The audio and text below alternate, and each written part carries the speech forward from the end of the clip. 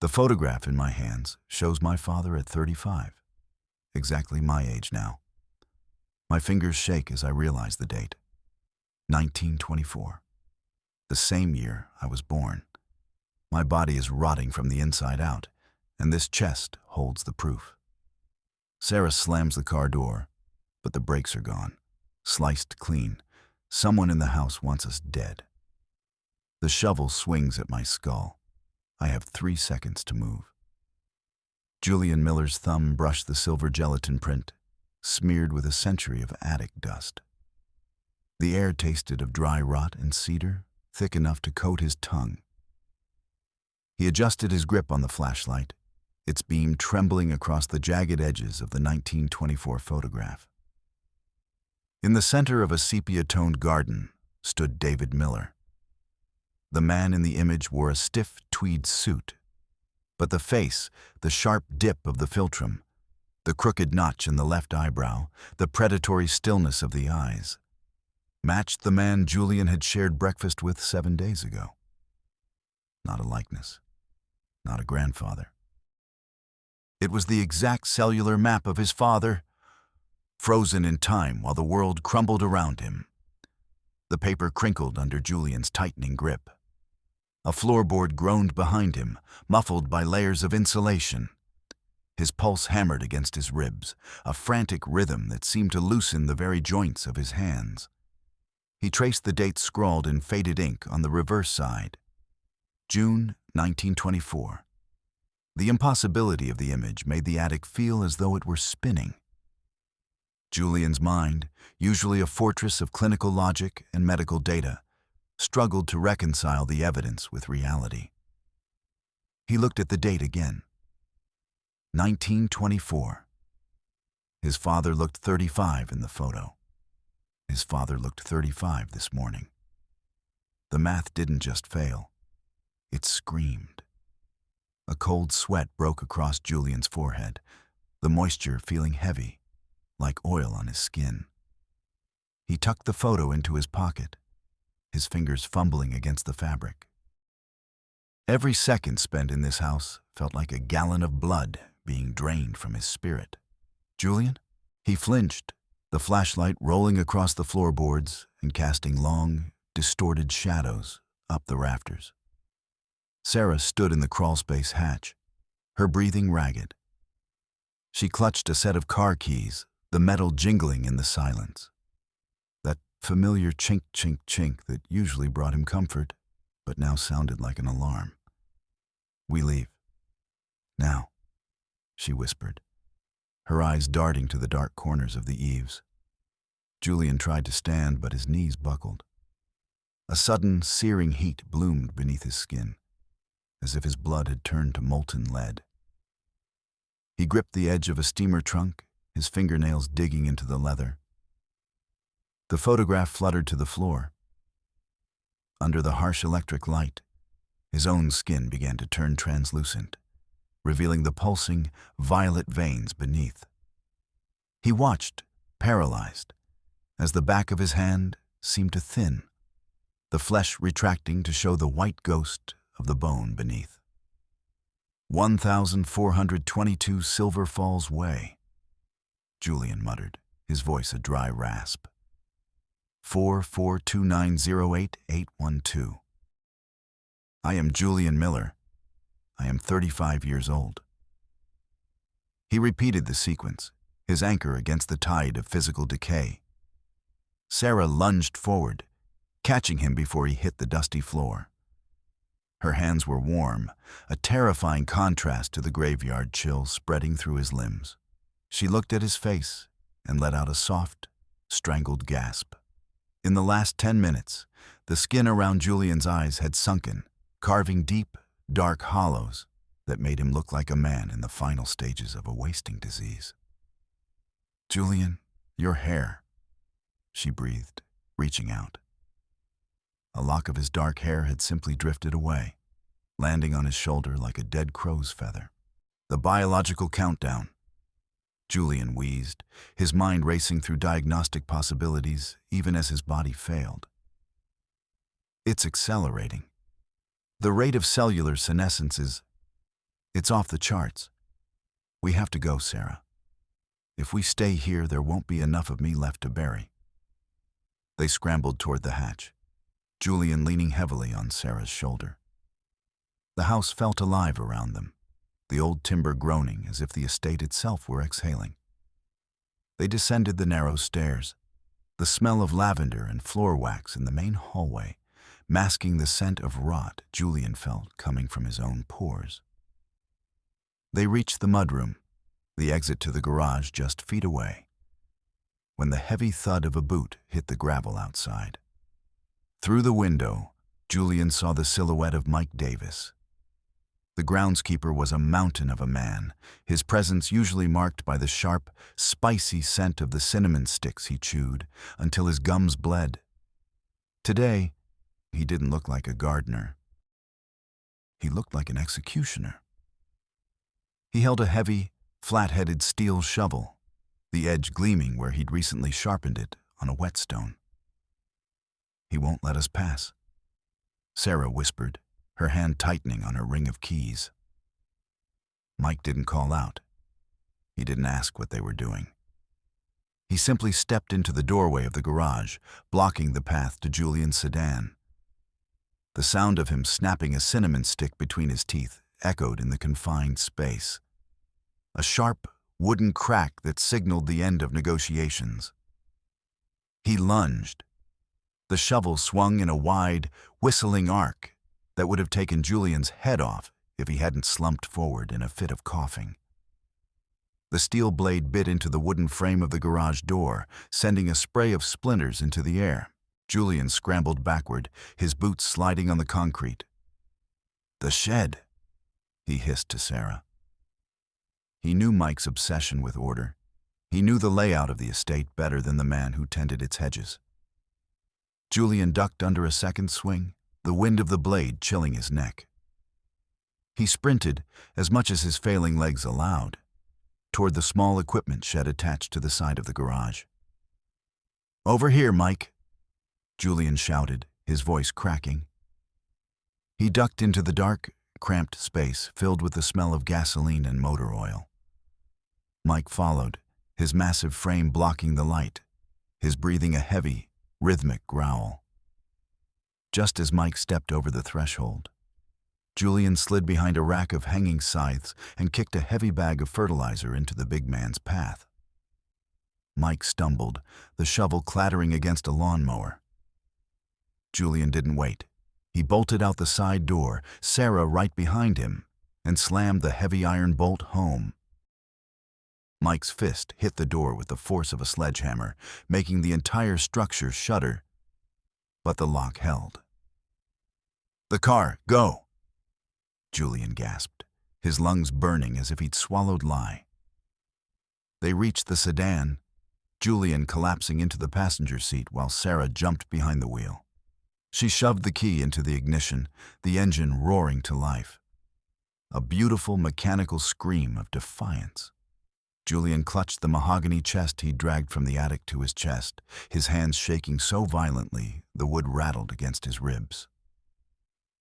We're out," Sarah muttered, shifting into reverse. She backed down the long, winding driveway of the Miller estate, the tires spitting gravel against the undercarriage. The gate was in sight, a massive wrought iron barrier that marked the edge of the world David Miller controlled. Sarah shifted into drive and pressed the gas. "Sarah, the gate isn't opening," Julian said, his voice rising. "I know, I'm going to ram it," she replied, her face a mask of grim determination. She floored the accelerator. The car gained speed, the wind whistling through the cracked window. 50 miles per hour. 60. Sarah moved her foot to the brake pedal to steady the steering for the impact. The pedal went flat to the floor. "Julian," she whispered, her voice devoid of all color. "Brake! Sarah, hit the brake! There's nothing. It's gone." She pumped the pedal frantically. The car surged forward, a mindless beast. Julian looked down and saw dark, oily liquid spraying out from under the wheel well, coating the pavement in a shimmering slick. It wasn't a mechanical failure. It was a surgical strike. The hydraulic lines hadn't snapped. They had been sliced clean by someone who knew exactly where the metal met the rubber. The car hit the perimeter fence, not with a clean break, but with a sickening, grinding crunch of folding metal. The world turned upside down. Glass shattered, the sound like 1,000 crystal flutes breaking at once. The smell of hot coolant and acrid smoke filled the cabin. Julian felt the world tilt, his head snapping back against the headrest as the sedan spun and came to a rest in a tangled web of chain link and high-tensile wire. Silence followed, thick and suffocating. Then the rhythmic click-click-click of a silver watch being wound. Julian blinked away the blood trickling into his eyes. Standing on the manicured lawn, perfectly framed by the wreckage of the fence, was David Miller. He looked immaculate in a cream-colored linen suit. He held the silver pocket watch in his left hand, his thumb moving in a slow, hypnotic circle over the casing. "A bit reckless, Julian," David said, his voice a smooth, predatory purr that carried easily through the shattered windshield.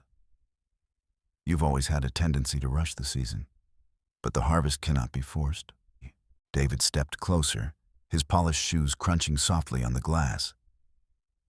He didn't look at the wreckage. He looked at Julian's face, his eyes lingering on the sunken cheeks and the translucent skin. A small, satisfied smile touched his lips. "It's almost time," David said, checking the single hand on his watch. "The birthday dinner is tomorrow. You have exactly 24 hours left, my boy. Spend them wisely. I'd hate for you to be exhausted when the guests arrive." He turned and walked back toward the manor, his gait as light and springy as a man in his 20s, leaving Julian and Sarah trapped in the smoking ruins of their escape. The night air in the Oregon woods was heavy with the scent of damp earth and decaying pine. Julian lay on a bed of dry needles, his breath coming in shallow, ragged hitches. Every movement felt like his bones were being ground into powder. Sarah sat beside him, her hands trembling as she tried to wipe the grime from his forehead with a damp cloth. They had crawled from the wreckage and fled into the tree line, hoping the shadows of the forest would offer a sanctuary the road had denied them. "We have to keep moving," Julian rasped. He tried to sit up, but a sharp, electric pain shot through his spine. He reached up to rub his scalp, and his hand came away with a thick clump of hair. He stared at it, the dark strands looking like a dead animal in the moonlight. "I'm falling apart, Sarah. My cells, they're forgetting how to hold together. I'm not leaving you," she said, her voice cracking. She stood up, looking toward the dark wall of the forest. "There has to be a way out. The neighbor's property is only a mile through these woods. If we can reach the county road—" "The fence," Julian interrupted, his voice a ghost of itself. "He wouldn't just let us walk away." They pushed deeper into the brush, the branches clawing at their clothes like skeletal fingers. The forest was unnaturally quiet. No owls hooted, no crickets chirped. It was as if the woods themselves were holding their breath, waiting for the inevitable. After an hour of grueling progress, they reached the clearing that marked the edge of the Miller property. Sarah reached out toward the heavy wire mesh that stood between them and freedom. "Wait!" Julian screamed, the effort tearing at his throat. He picked up a fallen branch and tossed it against the wire. The moment the wood touched the metal, a blinding blue spark erupted with a crack like a rifle shot. The branch didn't just burn, it vanished in a puff of carbonized ash. A low, ominous hum vibrated through the ground, a sound that Julian felt in his teeth. "Electrified," Sarah whispered, pulling her hands back to her chest. He turned the whole estate into a cage. They were boxed in, the manor behind them, the lethal fence in front, and a sheriff who was likely already patrolling the perimeter. Julian felt the weight of the Miller legacy pressing down on him, a physical force that wanted to crush him back into the soil of the estate. Desperate for shelter and a moment to think, they doubled back toward the pool house, a small stone structure near the edge of the formal gardens. It was a place David rarely visited, preferring the cold grandeur of the main house. Inside, the air was humid and smelled of chlorine and old wicker. Julian slumped onto a lounge chair, his skin now so thin he could see the rhythmic churning of his own stomach. "I need the shakes," Julian muttered. "In the fridge. The blue bottles. My father said they were supplements. High protein. For the transition." Sarah hurried to the small kitchenette and pulled a frosted glass bottle from the refrigerator. She brought it to Julian, but as she went to uncork it, she stumbled. A few drops of the thick, pale liquid splashed onto the tiled floor. The reaction was instantaneous. The liquid didn't soak in. It hissed. A cloud of acrid yellow smoke rose from the tiles as the supplement began to eat through the ceramic. In seconds, a deep, blackened pit had formed in the floor, the edges glowing with a dull, chemical heat. Julian stared at the hole, his eyes wide with a horrific realization. "It's not food," he whispered. "It's a solvent, a biological primer. He's been hollowing me out from the inside, dissolving the connective tissue, making the vessel pure by removing everything that makes me human." He looked at his hands, the violet veins now pulsing with a frantic, dying energy. He wasn't just a son to David Miller. He was a battery, a container of life force that was being scrubbed clean for its next owner. A heavy rap on the pool house door made them both jump. The frosted glass of the door showed the silhouette of a wide-brimmed hat and a star-shaped badge. "Julian, Sarah, it's Sheriff Thompson. Open up, son. We need to have a talk about that car accident." Julian looked at the hole in the floor, then at the door. He felt a flicker of hope. The law. Surely the sheriff wouldn't be part of this madness. He signaled to Sarah to stay back and limped to the door, his hand shaking as he turned the handle. "Sheriff, thank God," Julian panted. "My father. He's done something to me. I need a hospital. The sheriff didn't move. He didn't offer a hand. He slowly reached down and tapped his wedding ring against his badge. Tink, tink, tink, tink. The sound was cold, mechanical, and utterly devoid of empathy. "Now, Julian," Thompson said, his voice a soft, fatherly drawl that didn't match the hardness in his eyes. "You know you aren't supposed to be out here. Your daddy is real worried about your health. You look a little peaked." "He's killing me," Julian shouted, his voice breaking. "Look at my skin. Look at the fence." Thompson sighed, a sound of genuine disappointment. He reached for his holster and drew his service weapon. He didn't aim at Julian's heart. He aimed at the ground between Julian's feet and pulled the trigger. The roar of the .45 was deafening in the small space. Concrete chips sprayed Julian's shins. "Back inside, both of you," Thompson ordered, the fatherly tone replaced by a jagged edge of iron. "The party starts at midnight, and I'd hate for the guest of honor to be late. Move." He herded them like cattle back toward the looming shadow of the manor. As they walked, Thompson reached into his breast pocket and pulled out a small, laminated photograph. He held it up so Julian could see it in the moonlight. It was a picture of a young deputy, barely 20 years old, standing proudly next to a man in a sharp suit. The deputy was Robert Thompson, decades younger, with all 10 fingers still on his hands. The man next to him was David Miller. He looked exactly as he did now, exactly as he had in 1924. "He gave me this town, Julian," Thompson whispered, his voice thick with a twisted kind of gratitude. "He gave me a life I didn't deserve. All he asks in return is that we keep the soil fertile. Now get in that house." The library of the Miller estate was a tomb made of mahogany and leather.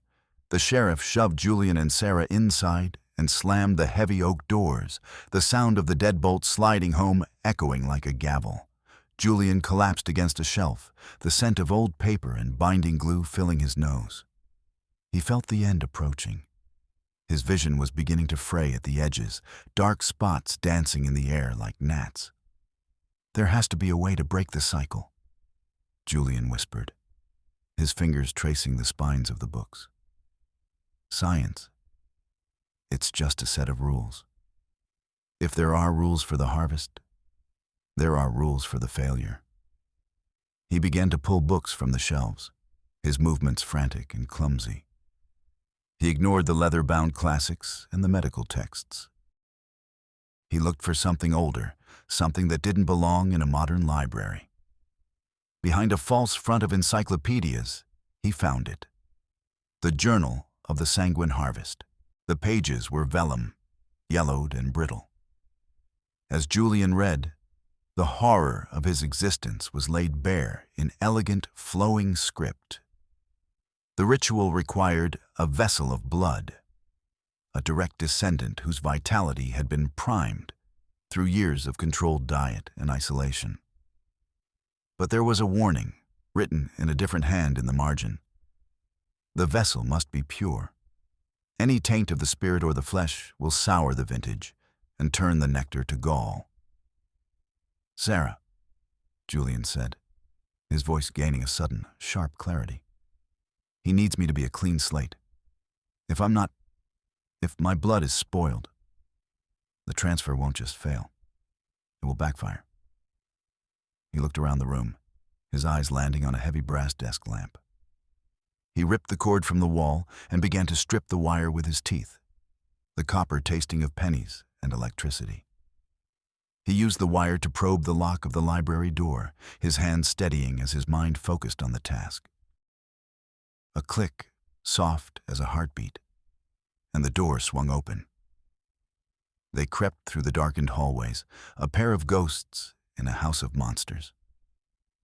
They reached the basement stairs, the air growing colder and smelling of damp stone. In the far corner of the cellar, behind a heavy steel door, was the chemical storage, the place where David kept the pesticides and cleaners for the estate. Julian fumbled through the bottles, his breath coming in short, sharp gasps. He found what he was looking for: a heavy plastic jug of industrial-strength ammonia and a bottle of reactive cleaning salts. "Julian, what are you doing?" Sarah whispered, her eyes wide. "I'm going to poison the well," he replied. He didn't drink the chemicals. He knew that would kill him before the ritual even began. Instead, he used a small syringe from a first aid kit to inject a measured amount of the reactive compound into his forearm. He watched as his veins turned a dark, bruised purple around the injection site. It wasn't enough to kill him, but it was enough to turn his blood into a chemical cocktail that no supernatural ritual could digest. Well, a voice boomed from the shadows. "I always knew you were a clever boy, Julian. But you've always been so messy with your experiments." David Miller stepped into the light of the single swinging bulb. He looked magnificent, his skin glowing with a terrifying health. He moved with a blurred speed, his hand lashing out to catch Julian by the throat. He lifted Julian off the ground with one hand, the strength in his arm feeling like a hydraulic press. "You think a little household cleaner can stop a century of tradition?" David hissed, his face inches from Julian's. He tossed Julian across the room. Julian hit a rack of metal shelving, the sound of clattering steel echoing through the basement. David turned towards Sarah, pinning her against the stone wall with a single, casual movement of his arm. He didn't look angry. He looked hungry. "The silver chalice is ready," David said, producing a heavy, ornate cup from beneath his coat. "But there is one thing the journal didn't tell you, Julian. The most important part." He leaned in close to Julian, who was struggling to rise from the floor. "The transfer only works if the vessel surrenders," David whispered. "I can't take your life, Julian. You have to give it to me. It's the law of the blood, a willing sacrifice for the continuation of the line." He stepped back and looked at his watch. 5 minutes to midnight, and I think I know exactly how to make you willing," David said, his eyes shifting to Sarah. He pulled a small, silver-handled knife from his pocket and pressed the tip against Sarah's throat. A single bead of bright red blood appeared on her skin. "Choose, Julian. Your life for hers. A fair trade, don't you think? Give me your vitality, or watch her bleed out on this cold floor. Either way, the harvest will happen." Julian looked at Sarah. Her eyes were filled with terror, but she shook her head, a silent plea for him not to give in. Julian felt the chemical fire in his veins, the poison he'd injected fighting against the decay David had planted. He looked at his father, the man who had worn his face for 100 years. "I surrender," Julian whispered. David smiled, a jagged, triumphant expression. "I knew you'd see reason. Come, the circle is waiting." They moved to the center of the basement, where a ring of ancient, weathered stones had been set into the concrete floor. David forced Julian to stand in the center, the silver chalice held between them. He made a shallow cut on Julian's wrist, letting the dark, chemically tainted blood flow into the cup. Subverted, Julian stood within the stone circle, his legs trembling, the world dissolving into a haze of gray and violet. This was the moment. He had planned this since the pool house.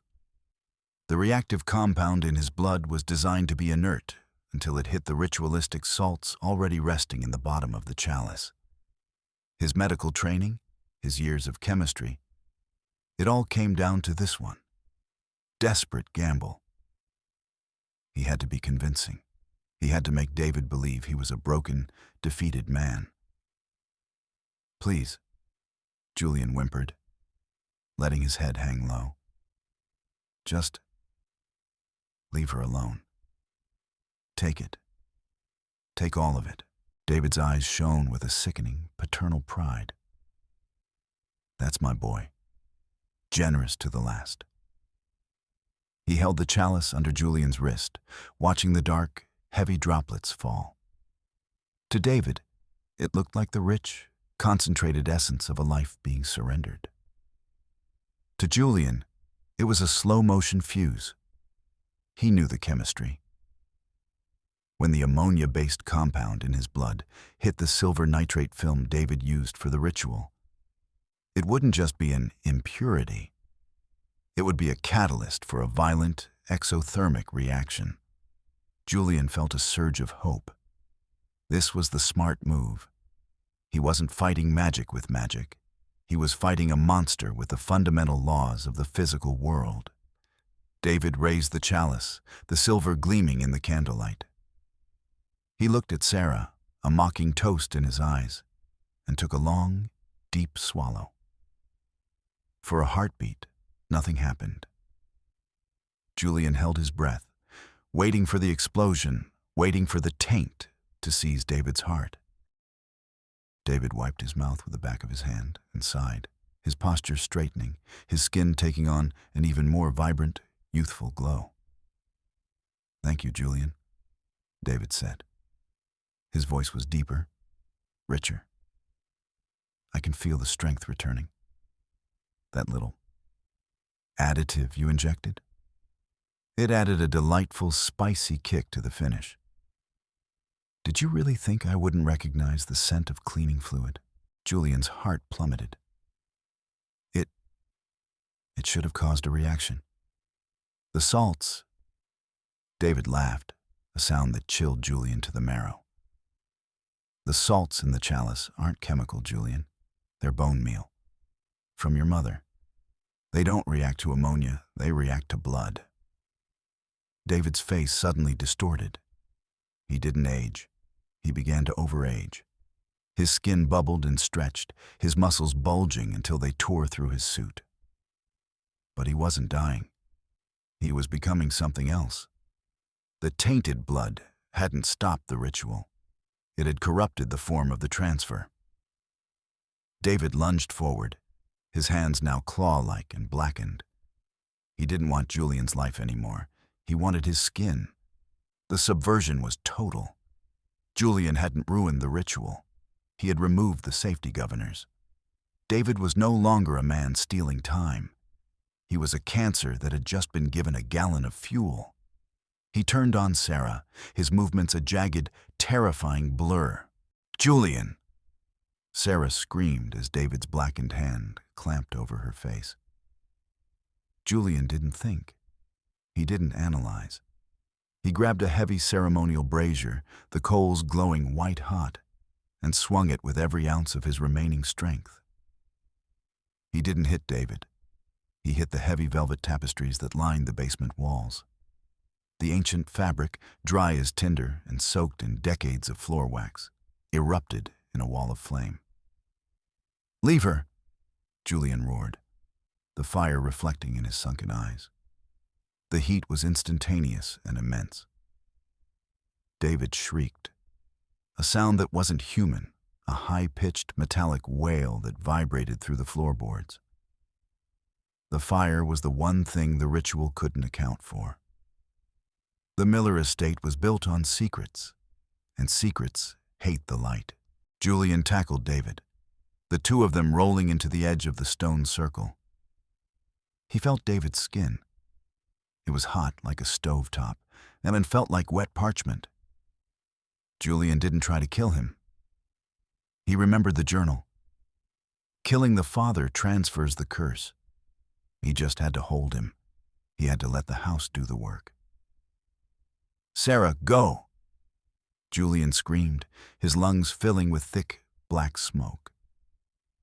Sarah scrambled toward the stairs, but she stopped, looking back at Julian.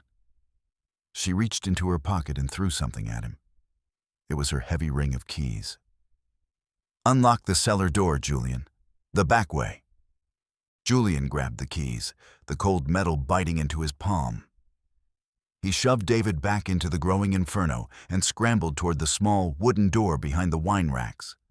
He tried one key, two. On the third try, the lock turned. They burst out into the night air, the cold Oregon wind hitting them like a physical blessing. Behind them, the Miller Manor was a pillar of fire, the windows blowing out one by one with the sound of 1,000 breaking hearts. The hum of the electrified fence died as the house's power grid melted into slag. They ran until they reached the edge of the woods, where the forest met the county road. Julian collapsed onto the gravel, his body finally giving out. He watched the orange glow on the horizon, the only remains of the nightmare he'd lived his entire life. Sarah sat beside him, her face streaked with soot. She reached into her jacket and pulled out a small silver locket. "I found this in the attic," she whispered, handing it to him. "Before the car. Before everything." Julian opened the locket. Inside was a small, faded photograph of a woman with the same crooked notch in her left eyebrow as his own. His mother. But on the back, in faint pencil, was a date. 1995. Portland, Oregon. "She didn't die," Julian whispered, a single tear tracking through the soot on his cheek. "She escaped. She left the clues because she knew I'd have to find my own way out." He looked at his hands. The violet veins were fading. His skin was no longer translucent. It was pale, yes, but solid. He felt a strange, new sensation in his joints, a dull ache that didn't feel like decay. It felt like age. Weeks later, in a small, nameless diner on the outskirts of Eugene, Julian Miller sat at a corner booth. He went by the name Mike now, a small, private joke he shared only with the ghost of the man he'd trapped in a shed. He watched his reflection in the darkened window as the sun began to set. He saw a man with a few more gray hairs than he'd had a month ago. He saw a wrinkle at the corner of his eye that hadn't been there this morning. He reached up and touched his face, feeling the rough, honest texture of skin that was finally subject to the laws of time. He wasn't a vessel. He wasn't a battery. He was just a man, growing old in a world that didn't care about his bloodline. And as he watched the clock on the diner wall tick forward, 1 second at a time, Julian Miller finally understood the true meaning of a gift. It wasn't eternal life. It was the privilege of finishing it.